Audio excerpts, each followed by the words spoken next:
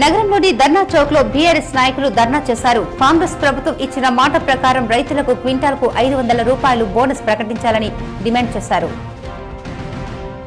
Congress party అవలంబిస్తున్న వ్యతిరేక విధానాలకు నిరసనగా బాన్స్వాడలో బీఆర్ఎస్ పార్టీ ఆధ్వర్యంలో ధర్నా నిర్వహించారు. ఈ కార్యక్రమంలో జిల్లా రైతు సమన్వయ సమితి అధ్యక్షుడు అంజిరెడ్డి పాల్గొన్నారు. ఏర్గట్ల మండల కేంద్రంలోని ప్రాథమిక ఆరోగ్య కేంద్రం ఆధ్వర్యంలో డెంగ్యూ వ్యాధి నివారణ దినోత్సవం సందర్భంగా ప్రజలకు అవగాహన ర్యాలీ నిర్వహించారు.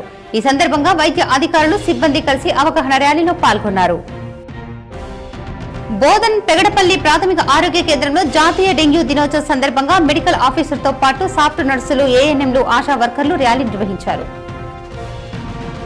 సాలూరా మండల కేంద్రంలో గత కొన్ని రోజులుగా ఏటీఎం బంద్ ఉండటంపై సాలూరాలో ఏటీఎం ఎప్పుడు బంద్ అనే K6 కథనానికి కదిలిన ఎస్బీఐ బ్యాంకు అధికారులు బుధవారం రిపేర్ చేసి ఎస్బీఐ ఏటీఎం ను ప్రజలకు అందుబాటులోకి తెచ్చారు.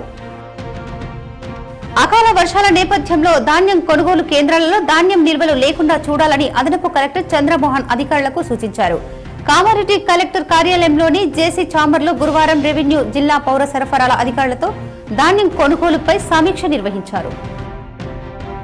ధాన్యం కొనుగోలు వేగంగా పూర్తి చేయాలని జిల్లా కలెక్టర్ చిత్తేశ్వరి పాటిల్ అధికారులను ఆదేశించారు. కామారెడ్డి కలెక్టరేట్ లోని కాన్ఫరెన్స్ హాల్లో బుధవారం ధాన్యం కొనుగోలుపై జిల్లా పౌర సరఫరాల సహకార శాఖ అధికారులు, రైస్ మిల్ అసోసియేషన్ ప్రతినిధులతో సమీక్ష నిర్వహించారు.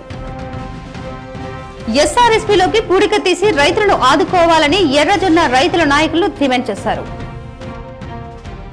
బాల్కొండ మండల కేంద్రంలో గురువారం టీఆర్ఎస్ ఆధ్వర్యంలో ధర్నా నిర్వహించారు. కాంగ్రెస్ ఎన్నికల మేనిఫెస్టోలో ప్రకటించిన విధంగా వరికి బోనస్ గా 500 రూపాయలు చెల్లించాలని పాత జాతీయ రహదారిపై రాస్తారోకో నిర్వహించారు.